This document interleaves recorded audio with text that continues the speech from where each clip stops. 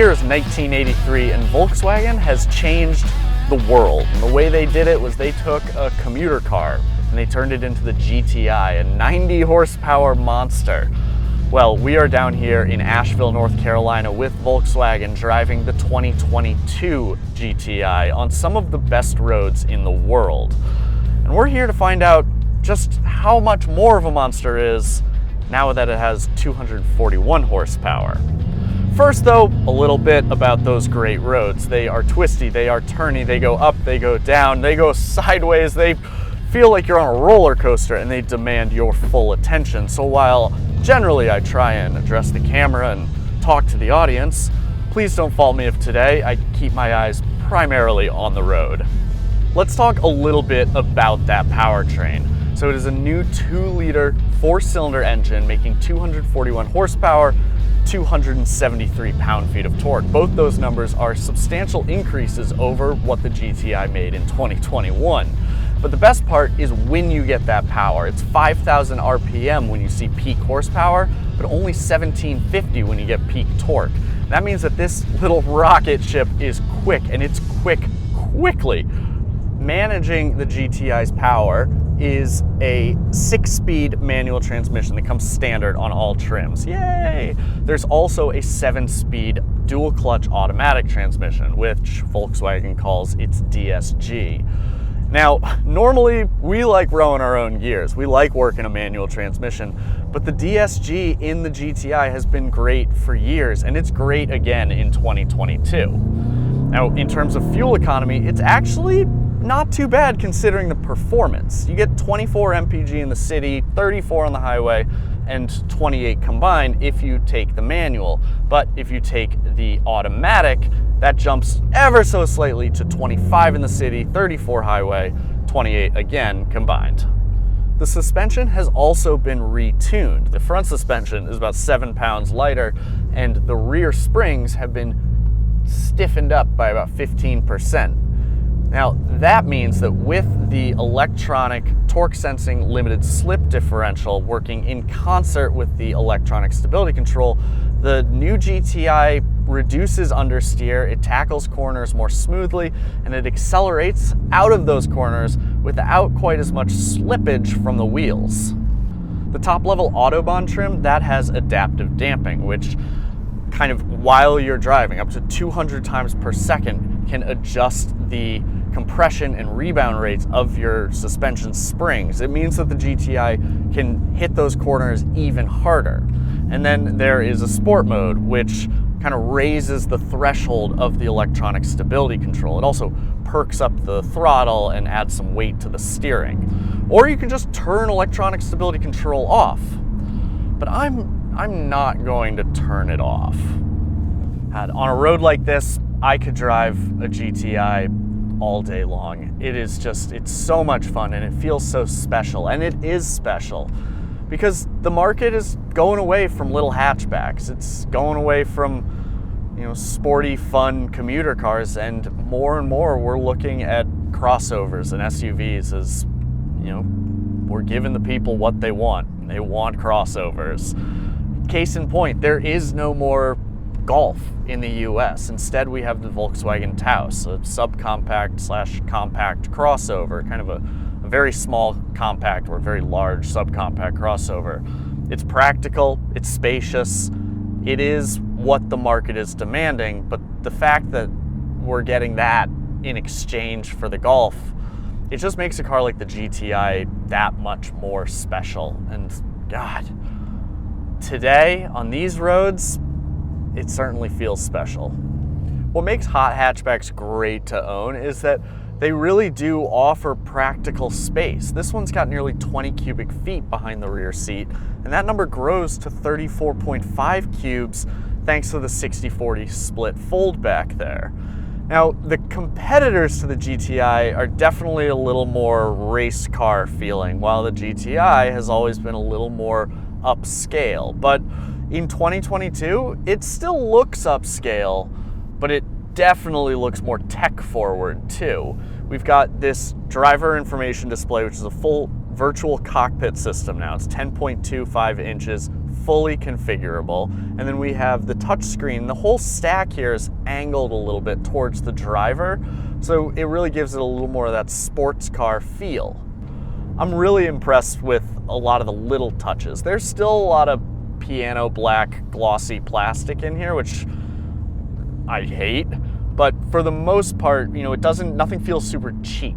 Now, Volkswagen has made a big deal about how they design the interior to be ergonomic and really, you know, user-centric, to the extent that they actually threw out some of the traditional controls in favor of something that they thought might work a little better. And one great example here is we have this panel over here that they call their light and sight panel. And basically that is just a cluster of buttons that control all your headlights and also all your kind of defrost, defogging settings. And it just makes sense to put that stuff together. I really like the thoughtfulness there. What about those seats?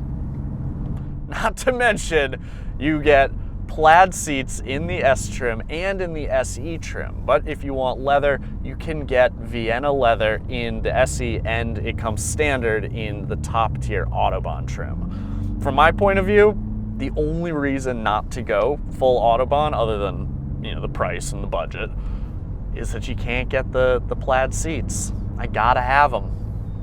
The 8th generation GTI is a little longer and a little lower than its predecessor, but the wheelbase stays the same at 103.6 inches. That's one of the reasons why this car still feels nice and nimble in the corners. At the front here, we have this red stripe between the front headlights. That's classic GTI, but new this year, this optional little light bar that runs below it. I really like that. I think that's super classy.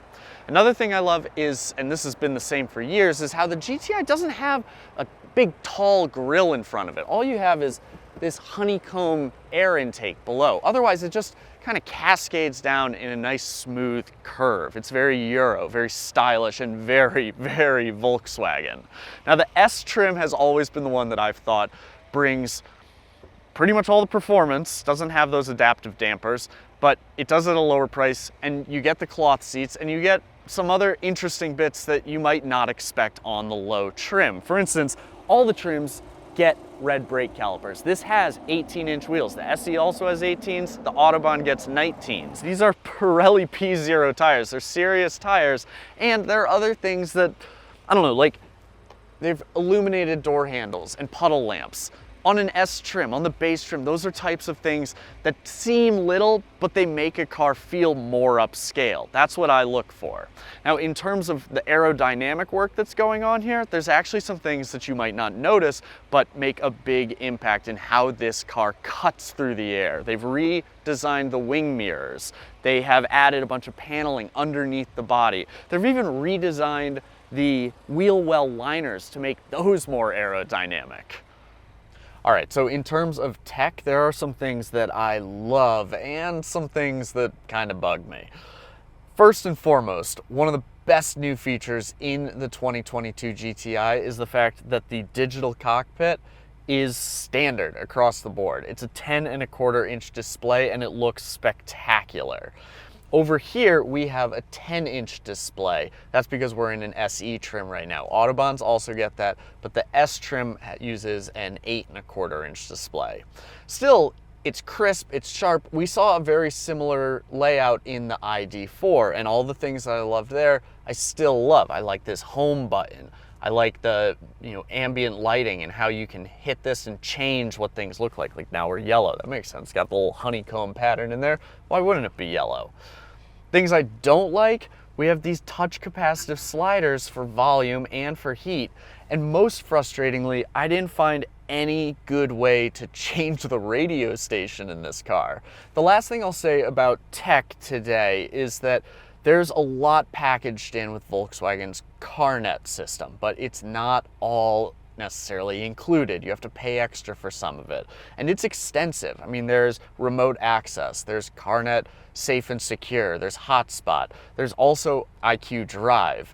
Now that's their safety system. All of these details we're going to go over carefully in our written review. So head over to CarGurus.com and check out what we have to say, because a lot of that stuff provides genuine value, but that doesn't mean it's free.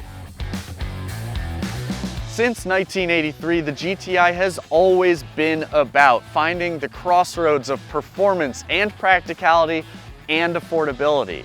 And now for 2022, it still starts at a relatively affordable price. It's $29,545 for the base S trim. You have to add a $995 destination fee, and if you want the DSG automatic gearbox, it's another $800, and climb up the ladder and suddenly you're in an Autobahn, and that starts at $37,995. So while it starts cheap, it's easy to get fairly expensive. However, this is still a lot of car and a lot of performance in a pint-sized package with a fairly pint-sized price. Of course, the GTI is not without competition. There's the Subaru WRX, which is new for next year, and it's not a hatchback, but it has all-wheel drive. There's also the new 2022 Honda Civic Si, and there's the Hyundai Veloster N. We want to know, which of these cars would you take home? One of the competitors, or this one right here? Thank you for watching. As always, be sure to subscribe to the CarGurus YouTube channel. We will bring you more videos just like this, and comparison videos, preview videos, anything you want, we're here to deliver. And let us know what you think about this in the comments section below. We're very curious to hear your thoughts. We'll see you next time.